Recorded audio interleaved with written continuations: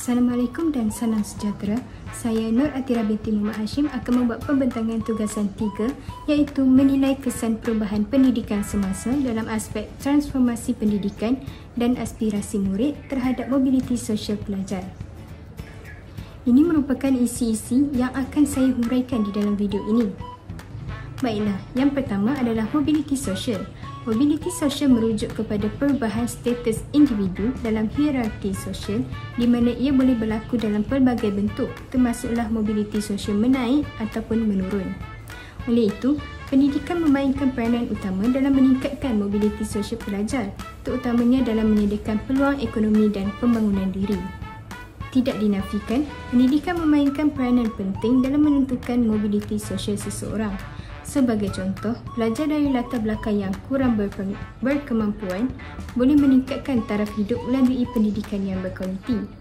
Bukan itu sahaja, pendidikan juga membuka lebih banyak peluang pekerjaan yang lebih baik dan meningkatkan kestabilan ekonomi seseorang.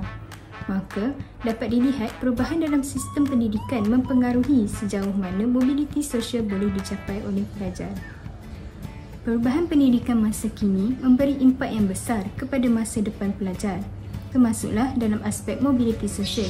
Jadi, terdapat 7 teras utama yang diperkenalkan oleh Kementerian Pendidikan Malaysia iaitu yang pertama, memastikan komunikasi antara kementerian dan sekolah lebih cekap dan telus. Yang kedua, penekanan kepada aspek karomah insaniah melalui pembentukan adab, akhlak dan integriti. Yang ketiga, menangani kemiskinan pendidikan dalam kalangan B40. Seterusnya, mengatasi kececeran pendidikan dan masalah literasi serta merapatkan kesenjangan pendidikan. Yang kelima, memastikan kebajikan guru sebagai asas kepada keberkesanan pendidikan. Yang keenam, menaik taraf sekolah daif terutamanya di Sabah dan Sarawak. Dan yang terakhir adalah meningkatkan keupayaan pendidikan digital di setiap sekolah. Seterusnya, saya memilih 2 transformasi pendidikan untuk dihuraikan dengan lebih lanjut. Yang pertama ialah menangani kemiskinan pendidikan dalam kalangan B40. Kemiskinan pendidikan boleh berlaku apabila murid daripada keluarga berpendapatan rendah menghadapi kesukaran untuk mendapat akses kepada pendidikan berkualiti. Hal ini boleh berpunca daripada faktor seperti kekurangan sumber pembelajaran, persekitaran rumah yang tidak kondusif dan juga kesukaran mendapatkan teknologi digital. Oleh itu, Menteri Pendidikan Fadlina Siddiq berkata, 7 teras utama ini akan memberikan perhatian terhadap isu kemiskinan multidimensi murid daripada keluarga B40 termasuk dari aspek malnutrisi, peranti dan ruang pembelajaran. Oleh itu, bagi menangani kemiskinan pendidikan dalam kalangan B40, KPM telah mengambil inisiatif baru dengan menyediakan bantuan nutrisi, menyediakan peranti digital untuk pembelajaran dan juga mengurangkan jurang pendidikan antara golongan miskin dan kaya. Seterusnya, Menteri Pendidikan berkata KPM juga akan meningkatkan keupayaan pendidikan digital di sekolah dengan membuat libat urus bersama agensi pusat bagi meningkatkan keupayaan pendidikan digital di institusi pendidikan di bawah KPM. Hal ini kerana transformasi digital telah mengubah cara pembelajaran dan penyampaian ilmu di sekolah.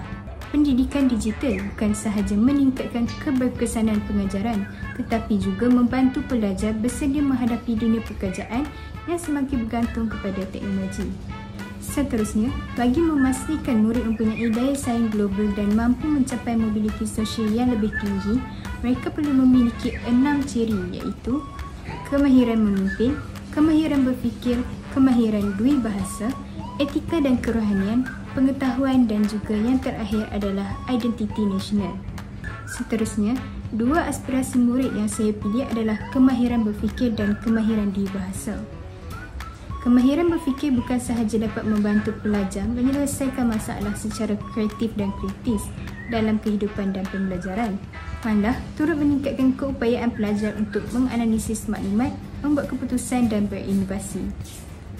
Ia juga menggalakkan pemikiran reflektif iaitu kemampuan menilai idea sendiri dan orang lain secara objektif.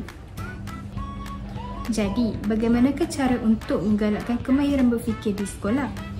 Guru-guru boleh menggunakan pendekatan pembelajaran berasaskan masalah (PBL) untuk membolehkan pelajar mencari penyelesaian secara kreatif.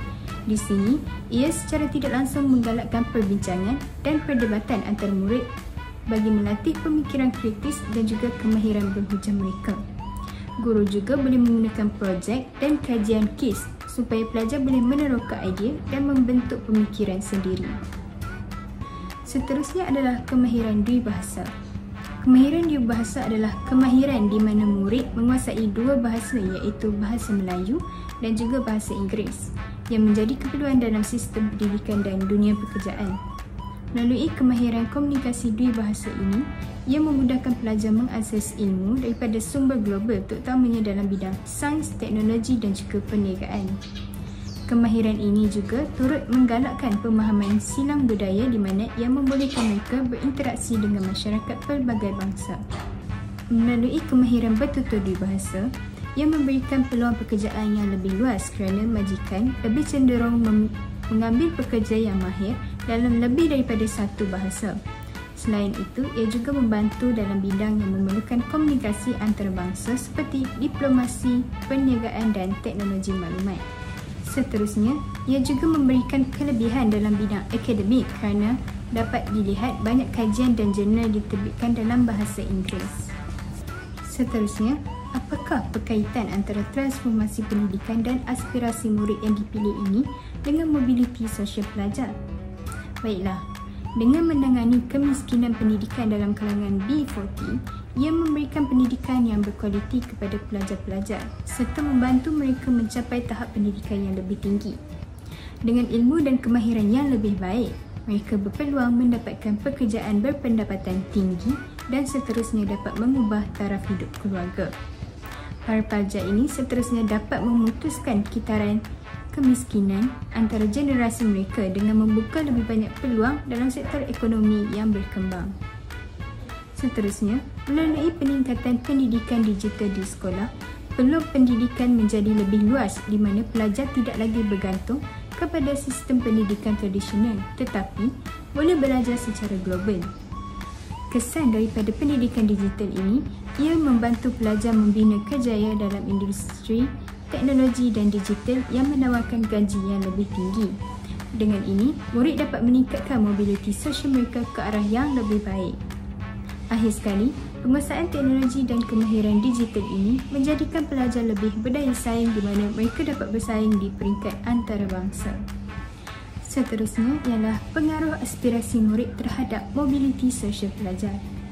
Melalui kemahiran berfikir yang dimiliki oleh pelajar, mereka dapat meningkatkan prestasi akademik. Hal ini kerana pelajar yang berfikiran secara kritis dapat memahami pelajaran dengan lebih baik dan mencapai keputusan yang lebih cemerlang. Ia juga dapat membantu pelajar meningkatkan kemahiran keusahawanan mereka, di mana pelajar dengan minda inovatif lebih cenderung untuk memulakan perniagaan sendiri. Ia sekaligus dapat meningkatkan pendapatan dan taraf hidup mereka. Melalui kemahiran berfikir ini juga, ia mempersiapkan pelajar ke arah revolusi industri masa depan. Hal ini kerana industri moden memerlukan individu yang boleh berfikir secara analitik dan strategik untuk menghadapi cabaran global. Akhir sekali adalah kesan kemahiran dwibahasa terhadap mobiliti sosial pelajar. Kemahiran ini dikatakan dapat membuka peluang pekerjaan di syarikat antarabangsa kerana kebanyakan syarikat multinasional lebih cenderung mengambil pekerja yang fasih dalam bahasa Inggeris dan bahasa lain. Selain itu, ia juga boleh meningkatkan kebolehan pelajar dalam pembelajaran. Melalui kemahiran dwibahasa, pelajar boleh memahami bahan pembelajaran dalam pelbagai bahasa dan seterusnya dapat meningkatkan prestasi akademik mereka. Akhir sekali, mobiliti sosial juga dapat ditingkatkan dalam urusan perniagaan dan perdagangan. Hal ini kerana kemahiran dwibahasa memberi kelebihan kepada individu yang ingin menjadi usahawan global. Natijahnya, pendidikan adalah kunci utama kepada peningkatan mobiliti sosial seseorang. Oleh itu, transformasi pendidikan memainkan peranan dalam mengurangkan jurang sosial dan ekonomi seseorang. Tidak dinafikan, murid yang mempunyai pengetahuan, kemahiran dan nilai murni lebih berpotensi untuk berjaya. Jadi, dapat disimpulkan di sini, gabungan penambahbaikan dalam transformasi pendidikan dan aspirasi murid ini membolehkan pelajar bergerak ke arah mobiliti sosial yang lebih tinggi, meningkatkan taraf hidup mereka serta menyumbang kepada pembangunan negara. Baiklah, ini merupakan sumber rujukan yang saya gunakan untuk menghasilkan slide pembentangan ini. Sekian, itu sahaja daripada saya. Sekian, terima kasih.